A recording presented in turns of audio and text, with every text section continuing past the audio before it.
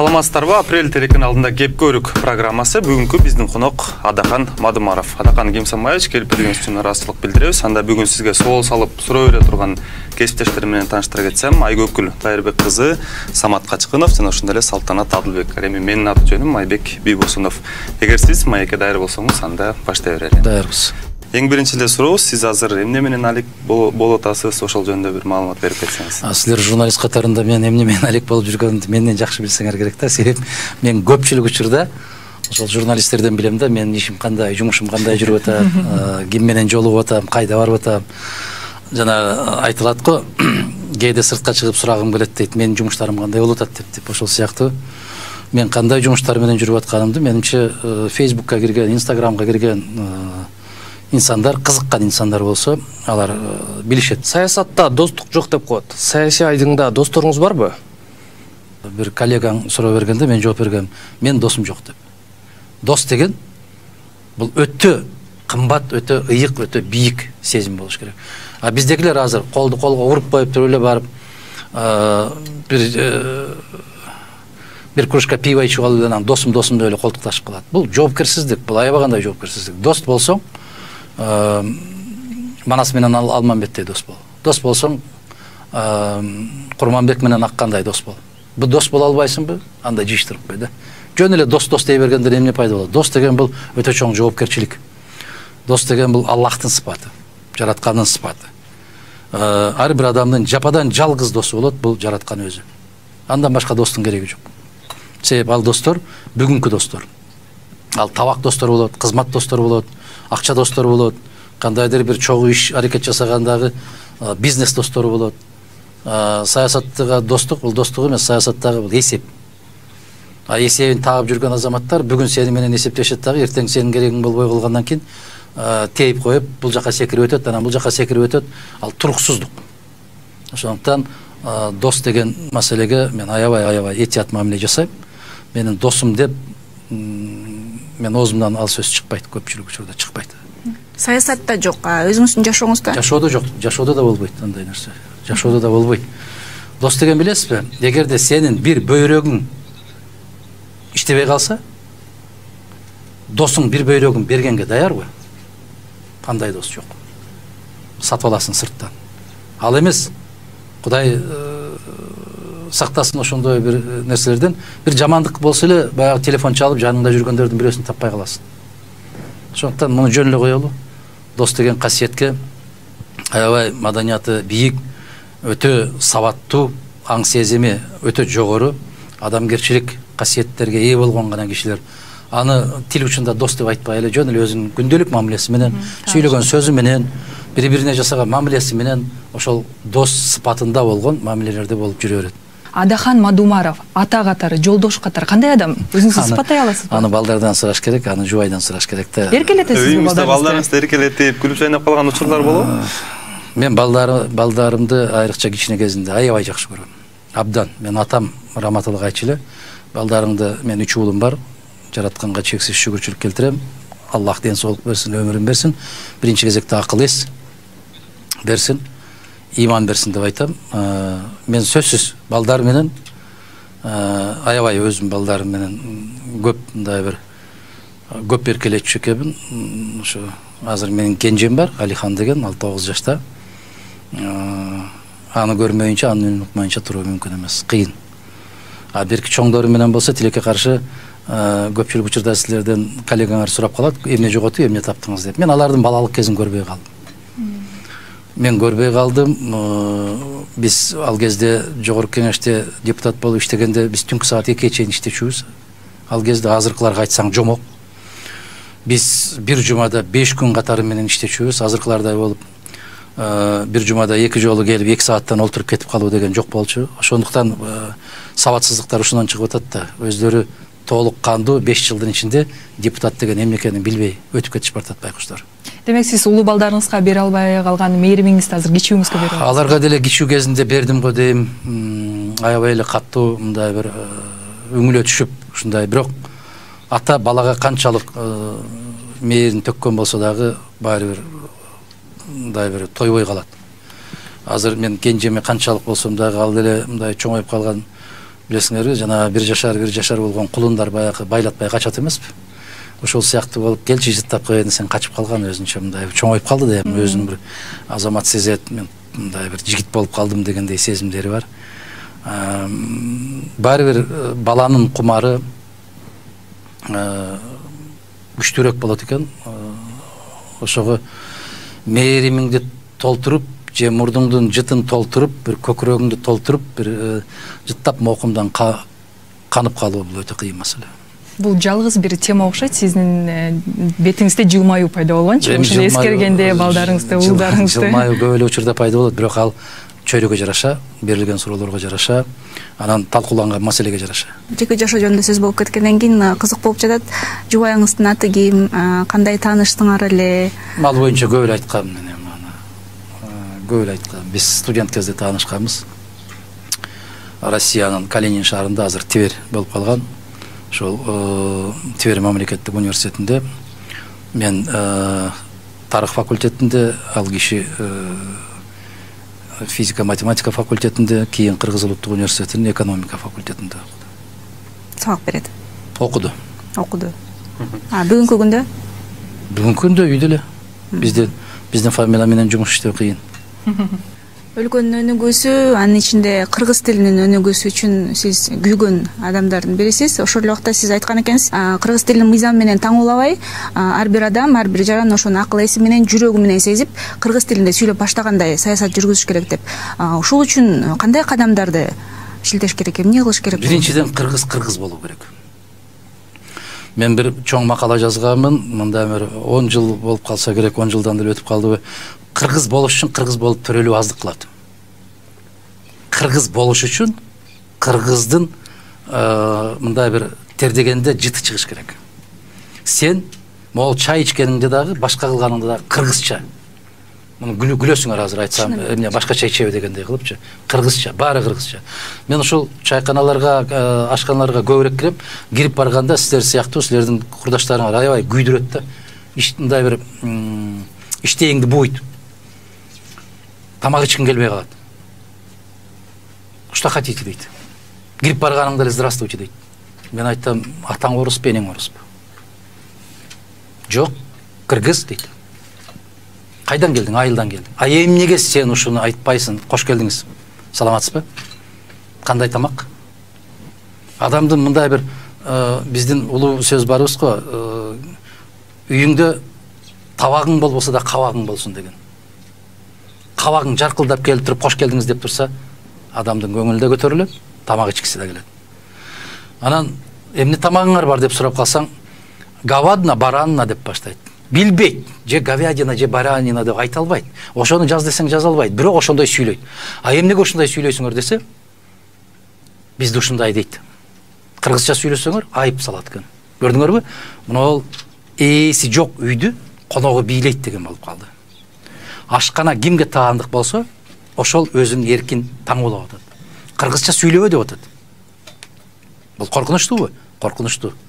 Мына кыргыздар айта берет дешиңер мүмкүн, биз бир аз өксүк оору менен ооруйбуз да, бизге кыргызча айтсаң ишенбейт дагы, бөтөн бирөө келип айтса, ой, акылды берген экен деп туруп калмайбыз бар. Улуу Британия окумуштуулары ушундай ачылыш ачты, жаңылык ачышты. Баланын атага болгон мамилесинин 95%-ынан ашыгы эне түзөт экен. Биз илгери бала кезибизде бирдеме жасап койсок, бир шашпай тур атаң келсин деп, атаң келгенче жетип өлүп жеттирилет элем. Атам келгенче тезирээк чайды ичип, курсаңды тойгозуп, жатып уктап калсам экен деп шашылат элек. Азыр силерде ошондой барбы? Силер коркпойсуңар азыр. Силер атадан да, энеден да коркпойсуңар. Силер дегенде өзүңөргө албагыла. Мен азыркы муңунду айтып атам. Коркпойт. Тескерисинче энеси атасын коркутат, шашпай тур, эле балдарың келсин депчи. Балдарың келсин, мен сага көрсөтөм деп. Ошол сыяктуу атанын орду жок болуп калганда, эненин орду жок болуп калганда, коом ушундай болуп адашкан коомго айланат.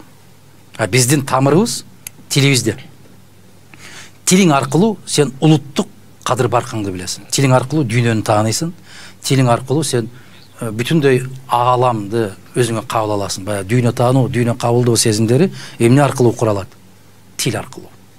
Ошондо бизде улуттук мамлекеттик тил комиссиясы кандай? Комиссия аман эсен эле болсун, алардын баарынан жогу. Өткөндө силердин бир көрсөтүүңөрдө же кайсы бир көрсөтүүдө чакырып калганда андай кылса да болот, мындай кылса да болот. Ай бейпиң деп. Бул куруп баратат да өзүнүн кызматын ойлоп. Андан пайда жок. Андан эч такыр пайда жок. Мына көчөдөгү жарнактарды карагыла, көрүнөктөрдү карагыла. Бизде кайсы гана мамлекеттердин ашканалары бар. Барып кирип карасаң, англис тилинде дагы жазылган, тамактардын аттары бирок кыргыз тилинде жок. Байкайсыңарбы? Мына ушундай. Кыргызча, орусча билсе да, билбесе да, көчөдө жетелеп бараткандар баары чылдырак орусча баратат. Ошону сүйлөтүш үчүн саясий эрк керек болуп атат да. Саясий эрк керек эмес, ага адамдык ариет, намыс керек. Аң сезим керек. Мен киммин? Кантип көтөрүш керек болуп атат. Ар бир кыргыз өзү кыргыз болсун. Анан сиздин сурооңузду түшүнүп атам. Мына Путин келгенге чейин мен Россия аскеринин жаранымын же жоокеримин дештен уялып калышкан. Же болбосо Россиянын жаранымын дегенден уялып калышкан. Азыр кадимгидей канат кагып көккө учуп, мы россияне деп баштады. Себеп биринчи инсан, биринчи жетекчи кандай болсо, артындагылар акырын кете берет. Мына ошол биздин Жусуп Баласагын бабабыздын жазган керемет сөзү бар да. Эгер иттерге болсо падыша арыстан, иттерден падыша чыгат андан ашкан. Эгерде арыстанга ит болсо падыша, иттер да арыстан да итке окшоп үрүп калат дейт. Биздин жетекчилер өзлөрү эки сөздүн башын бириктире албай, чоркок болуп, дөдөй болуп, баягы жазып берген кагазынан көзү бир жерин таппай калса токтоп калып 2 мүнөткө чейин таппай эси ооп туруп калып аткан жетекчилерди көргөндөн кийин кимге барып түздөнөсүң? Кимге барып мындай бир ушуга окшошсом экен деп айтасың? Биз башта бала кезде Кычан Жакыповго окшосок, Чолпонбай Төлөбердиевге окшосок, Дүйшөнкул Шоповго окшосок деген сыяктуу бизде мындай бир үлгүлөр бар эле. Кыздарыбыздын баары ким болгусу келет эле, же Уркуя болгусу келет эле, же Зурахан Кайназарова болгусу, же Керимбүбү Шоповго болгусу келет эле, же Таттыбүбү Турсунбаева, же Бибисара Бейшеналиева болгусу келет эле. А бүгүн ким болгусу келет? Силер жаштар айтпайчы, ким болгоңар келет? Макгрегор болгусу келет, Ван Дам болгусу келет, Дженнифер Лопес, мана. Ошол Лопес деп. Идеологиянын жоктугунан кабар берет, идеология жоктугунан эмес, идеология жоктугунан эмес, бул идеология инин билесиңби, эгерде кыргыз болуу керек деген сөзүмдүн астында кыргыздын тарыхын карап көр да, кыргыздын мыкты чыгармаларын оку. Биздин кыргыз элинин чыгармаларындай залкар чыгармалары барбы бөтөнөлөрдө? Эмнеге ошону окубайт да, ошонун сабак албайт? Эмнеге Тоголок Молдонун, Токтогулдун, Барпынын ырларын окуса, мана сага идеология. Атага атадай, энеге энедей, жарга жардай, балага баладай деген нерсени баарын бабалар жазып кеткен. Бүгүнкү күндө Мадумаров жазып берсе, Мадумаров бекер айтыптыр дейт. Бүгүнкү күндө бүтүндөй улутка күзгү болчу инсан жок. Себеп эч ким тааныбайт. Бизде мен кыйынмын деген оору пайда болгон. Бешиктеги баладан баштап, 80-деги абышкасына чейин. Айылдарга барып жыйын өткөрүп калган болсоң, бир 70-80-ге чыккан аксакал келип, микрофонду алып сөз сүйлөп аткан болсо, 30-дагы келин келип, колунан жулуп алып атат. Бул кыргызга жарашпаган көрүнүш. Биз кааласак төрөйбүз, каалабасак төрөбөйбүз деп Курманжандатканын алдына чыгып алып, митинг өткөрүп атат кыргыз кыздары. Бул жат көрүнүш. Эркек менен эркек биригип жашаса да боло берет, ага силердин тыюуга укугуңар жок деп кыргыздын жигиттери көчөгө чыгып атат. Бул жат көрүнүш. Демократия деп шымды чечип башыбызга кийип алдык. Демократия эч качан эч бир өлкөнү өнүктүргөн эмес да, жакшылыкка алып барган эмес. Жашооңузда бир окуя болду эле, сиз өзүңүздүн алсыз экениңизди сезип, бир жашоого болгон кызыкчылык, бир көз карашыңыз өзгөрүп, баалуулуктарыңыз өзгөргөн. Бир ушундай окуя болду эле жашооңузда? Сөзсүз, бул күндө болот. Күндө кайталанат. Бир эмес, бир канча жолу кайталанат. Ушу орчундуз. Мен аябай өкүндүргөн нерсеси, мен ушу кыргызча эле жакшынакай болуп сүйлөп атсам, көздөрү менен карап турат да, уктум десем уктум дейт, түшүнбөй аткандан өкүнүп кетем да. Мен кантип түшүндүрө албай атам ушуну деп. Анан Кубатбек Жусупалиев деген укмуш жазуучубуз бар го, ошол киши жазыптыр да. Мен кичине кезимде чоңойгондо жазуучу болом да, керемет бир китеп жазам. Ошол китепти окуган адамдардын баары адам болуп, жамандык калбай калат деп ойлогонмун дейт. А көрсө адам деген өтө татаал зат экен деп. Ал жаш балалык кыял менен ойлогон да, ушинтип дүйнөнү өзгөртүрөм деп.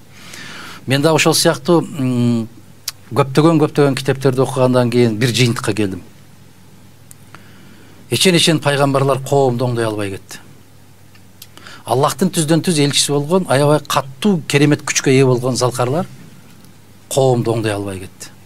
Себеп коомду баягы дайым арамдык менен адалдык, актык, каралык күрөш жүрүп келет да.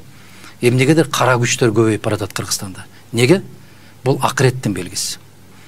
Карап отурсаң ошол китептерде айтып атат да, акыр заман келе берди, чындыкты айткан кишини көкүрөккө түртүп четтетип, жалган айткан кишинин артынан ээрчип калат дейт. Келдиби? Келди. Акыр заман келе берди, ата-энеси балдарын эмес, балдары ата-энесин башкарып калат дейт. Келдиби? Жигиттер. Келдиби? Келди. Себеп ата отуруп сен түшүнбөйсүң дейт. Биздин кезибизде атаңа антып айтмак турсун, атаңды момунтип тике карагандан аябай коркчусуң. Азыр жигиттер, кыздар демеле караганда тешип ушундай карашат. А биз кыйгач карачубуз, карай алчу эмеспиз көздөрүн. Ушундай коркуп кетип, мен өзүмдөн эле башынан бир канча жол өткөн, апама ыйлап жиберчүмүн. Атам мен ошондой карагандан көрө келип жаакка бирди чапса жеңилирээк болмок деп ыйлайт элем. Азыр сен карасаң, сага ушундай караганда өзүң чалкаңдан түшүп кетесиң коркуп. Мына келди ушул заман. Келди. Демек, бардык нерсе эмнеден? Имандан жана ишенимден. Эгер биз кыргыз улуулук касиеттүүлүгүнү сактаган болсок, бизге каршы аябагандай чоң күчтөр жумшалат. Мына ушул теманы көтөрүп аткан, ушул маселенин үстүндө иштеп аткан адамдарды сырттагы ичтеги күчтөр элге жек көрсөтүүгө жасалган аракеттер күчтүү болот.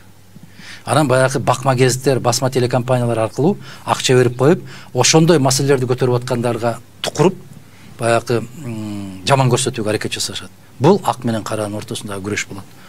Чындык ошону менен басылып, баарын эмне жеңип кетет? Акча. Кара курсак. Эгерде бул карындашымдын берген суроосу менен сиздин берген сурооңуз экөө аябай айкалышып келип атат. Биз канткенде адам болобуз дегендей маселе болуп атат да. Ашказанды ойлобой, биз руханий дүйнөнү ойлоп калганда оңолобуз. А бүгүнкү күндө тек ашказан. А жетекчилер эмнеге азгырылып кетип баратат? Чөнтөгөн ойлогондон. Бул акча албай ишти бүтүрдү деген киши жок келсе да бүгүн. Дарыгерге барасыңбы, мектепке барасыңбы, бала бакчага барасыңбы, бүт эле акча деп турат. Бул жалпы жан дүйнөнүн ачарчылыгы да, коркунучтуу. Мисалы үчүн сиз Кыргызстан үчүн, саясат үчүн көп жылыңызды арнадыңыз да. Анан айтып жатасыз, ошо уулдарыма ошол үчүн көп көңүл бурбай калгам депчи. Дагы кандай мындай өзүңүз кайырган, дагы кандай мындай жоготуулар бар? Вакыт өтө көп кетти. Мени баягы жаш кезимде келгенде аябай катуу чыгып сүйлөп атканымда мына кыргыз эл баатырлары баары. Абсамат Масалиевич дагы, Мамбет Мамакеевич дагы ошо кишилер айтты да. Айланайын, сен же өтө эрте тугулуп калдың. Же аябай кечигип калдың деп. Сен башка баалуулуктар менен сүйлөп атасың, балам дечү. Мына Мамбет Мамакеевич менен кечели ишемби күнү бир жерде чогуу болдук. Ошо киши 90 кой баратат, ошо киши айтып атпайбы? Баягы мен көргөн бала баягы ойдон калды депчи. Ушул чоң мага сыйлык. Сен өзгөрүп кеттиң, сен мынтип кеттиң деген караганда баягы ойдон калдың деген бул аябагандай чоң сыйлык. Мына ошо кишилердин айткан, аксакал кишилердин айтканына караганда мен көп нерсе жоготтум. Аттиң аябай көп нерсе жоготтум. Убакыт жоголду. Мен жана Кубат Жусупалиев айткандай эле коомду оңдоп жиберем деп талпынгандардын бири элем. Бирок үмүтсүз жалгыз шайтан дейт. Дали болсо ошол үмүт бар. Ошол үмүт канат байлайт. Сиздин өзүңүздүн мүнөзүңүз, ушу жашоого болгон көз карашыңыз бул атаңыздан сизге өткөнбү? Сиз кичинекей кезиңизде кимдей болсом деп кыялданчыңыз, кимге түстөнчү элеңиз? Ушундай суроо бергенде мен канча жыл башта ушу жооп бердим эле. Менин кумирим менин атам. Мен бала кезден ойлой берчүмүн, чоңойсом мен ата болом. Мен атам болом мен. Мен ушу атам билгенди билсем, атам жеткен бийиктикке жетсе, мен бактылуумун деп. Ушундай деп ойлочумун. Дайым эмнегедир менин атам дүйнөдөгү эң акылдуу, эң күчтүү киши болчу да, кыркырап баягы айылда кечиндеги баратканыңда аябай көп иттер чуркайт аркаңдан, жана чабандардын иттери бар да айылдан келетканда. Ошолор келетканда дагы атам менен баратсам коркпойт элем да, эмнегедир атамдын жанына жолой албайт дечи элем да ошондой. Балалык баяу сезимдер менен.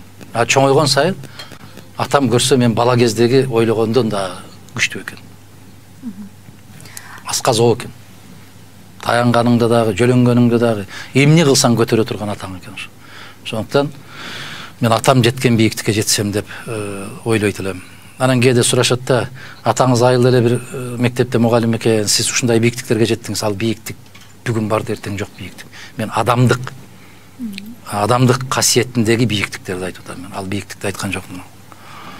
Ал киши билгенди билсем деп аракет кылат элем. Себеп кандай суроо берсең жооп даяр эле. Китепти аябай көп окуган кишилер. Кумирим бойдон калат, мен көзүм өткөнчө кумирим ошол атам болот. Ал киши сизге баягы Санжирадагы кыргыз макалдарын айтып тарбиясында ошолорду колдончу беле? Санжираны да көп айтчу. Бул кишини мен атамдын курдаштары, достору азыр да айылга барып калсам айтып калат. Атаң бир жүргөн эле китеп эле депчи. Кимдин чоң атасын ким десең дагы айтып берет эле, тобуга келтиребиз дейт да, бул кайдан билип алган? Мүмкүн чоң атамдан ушундай болуп калса керек. Анан комузду да жакшы чертчиледи. Эмнегедир комуздун учун чиштетип коюп чертет эле да. Эмнеге чиштетип кое берет билбейсиң да. Анан момундай бир жакшынакай кылып өрүп койгон бир жип бар эле, ошону байлап коет эле дагы, ошонун четинен тиштеп турат эле, мен тиштегенден кийин комуз чертет эле. Бүгүнкү акылым менен ойлойм. Мүмкүн ошол комуздун үнү тиш аркылуу жан дүйнөсүнө сиңсин деген бир аракет болсо керек. Мен түшүнбөйм, азыр мүмкүн ошондой деп ойлойм. Кечинде эле келгенде эле ошол өзү олтуруп алып ошол жан баштап жатып ошо комуз черткенде тиштетип койчу. Демек, күүлөрдү жакшы көрөт экенсиз да азыр. Күүлөрдү мен аябай жакшы көрөм. Чертесиз Бир өкүнүчүм бар да. Мен ошо бала кезде музыкалык мектепке барайын дегенде койду да мен багышым керек болду. Чөптү да мен чабышым керек болду. Карындаштарым менден кичилөрү. Бүт карындаштарымдын кирлерин да жуушум керек болду. Ишенесиздерби? Уйду саап, камырды жасап, ошол тандырга от жагып, агартып коюп, анан апама барып, апа даяр болду деп коюп. Мен жасабаган жумуш калбады. Мектепке, ошол музыкалык мектепке барып эмес, мен ошол бир алманын түбүндө олтуруп, өзүмчө бош бир китепке арнаган убактым болгон жок. Азыр жомок бул. Себеп койлорду алдыңа салып алып, талага жайып кеткенде гана барып бир талдын көрөкөсүнө барып алып, жатып алып окуйсуң китепти. Биз ушунчалык ушундай болуп ачка калып окуйт элек да.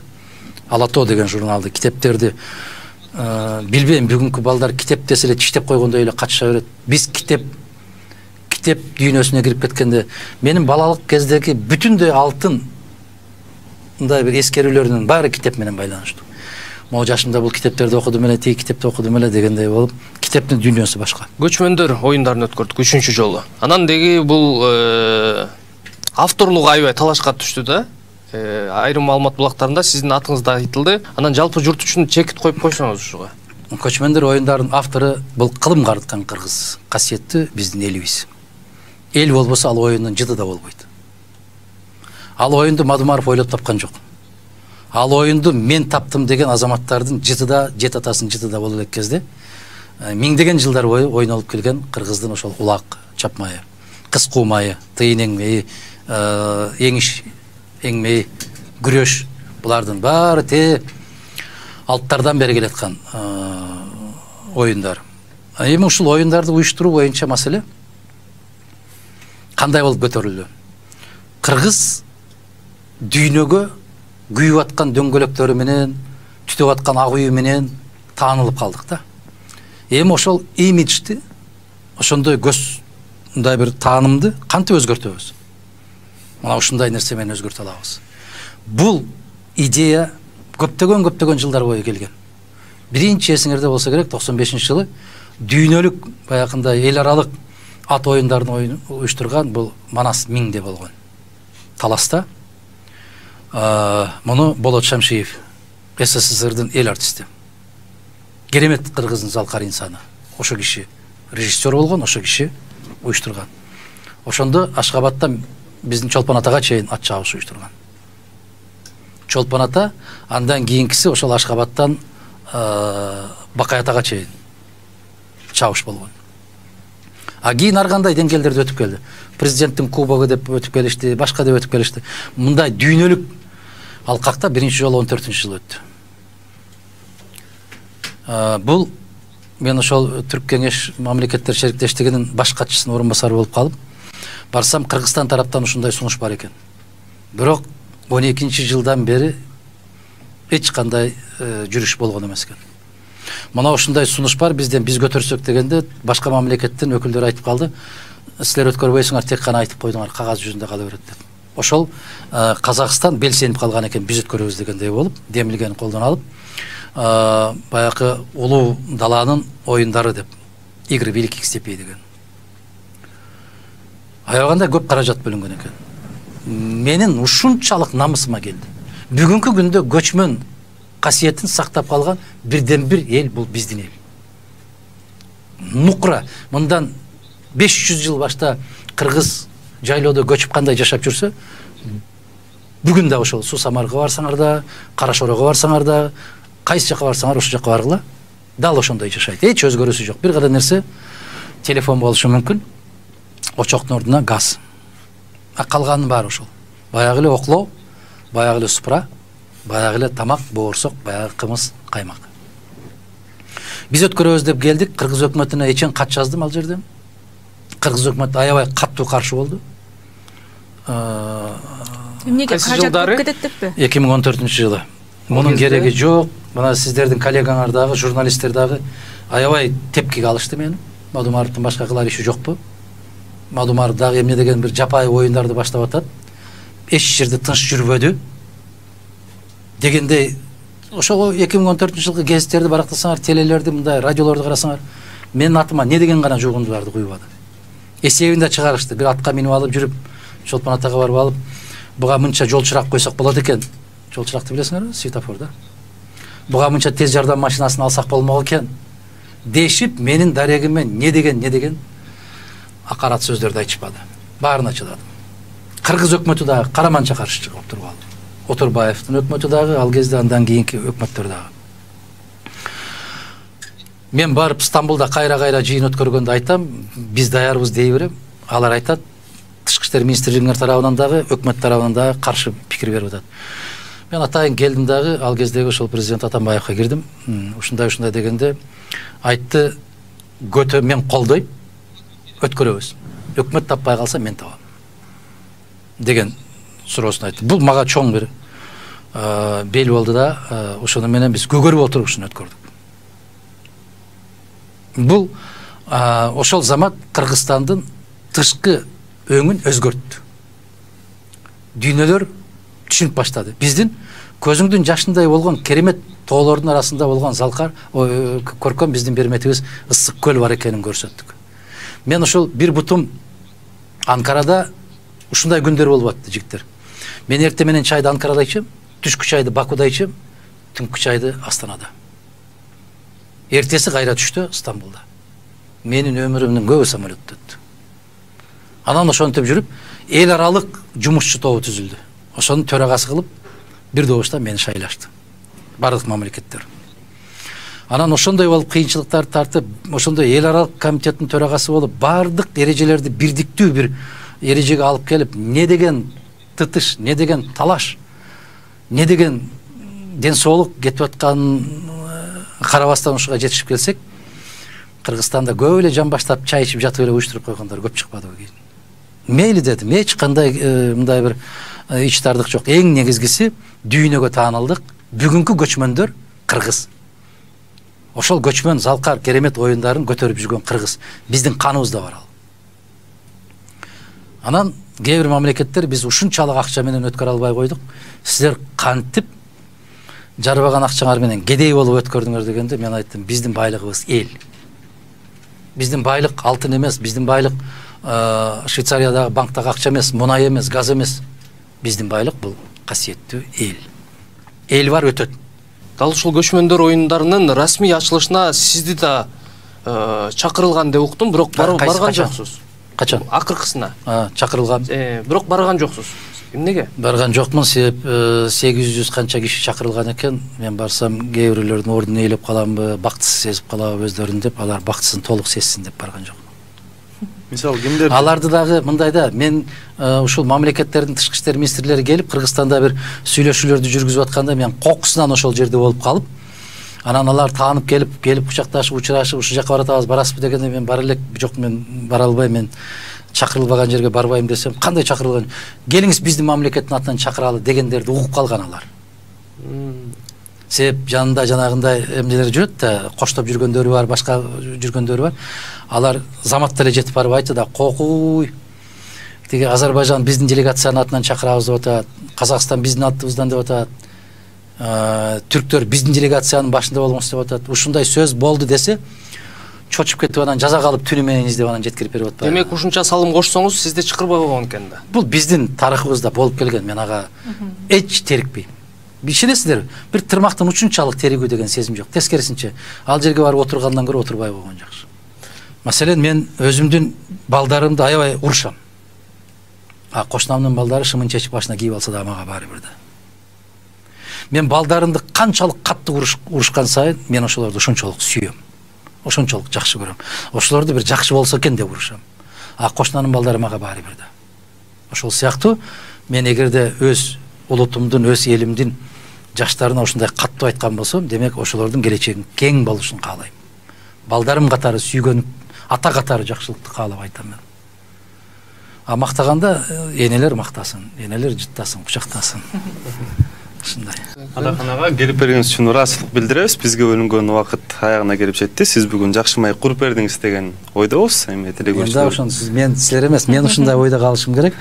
Бирок чакырып алып айттың деп калбадыңарбы? Жок, бизде андай өкүнүү жок. Дегенде бир нерселер жокпу? Дегенде ачып айтылган болсо дагы бир жолу айтам. Мен каттуу сүйгөнүм үчүн, өз элимди, өз жеримди сүйгөнүм үчүн ушундай каттуу айтам. Эгерде кандайдыр бир деңгээлде түшүнбөөчүлүктөр пайда болуп калган болсо, адам катарында, пенде катары кечирип коесуздар. Негизи өзү 100% өзүңдүн туура экендигиңди билип турганда дагы кечирим сурап коюу бул артык баштык кылбайт. Бизден дагы кандайдыр бир туура эмес суроо болсо, сиз дагы айып этпеңиз, сиз дагы кечирип коюңуз, биз да өз убагында сурап коелу. Урматтуу телекөрүүчүлөр, сиздер Апрель телеканалынан Кеп көрүк программасын көрдүңүздөр. Аман туруңуздар.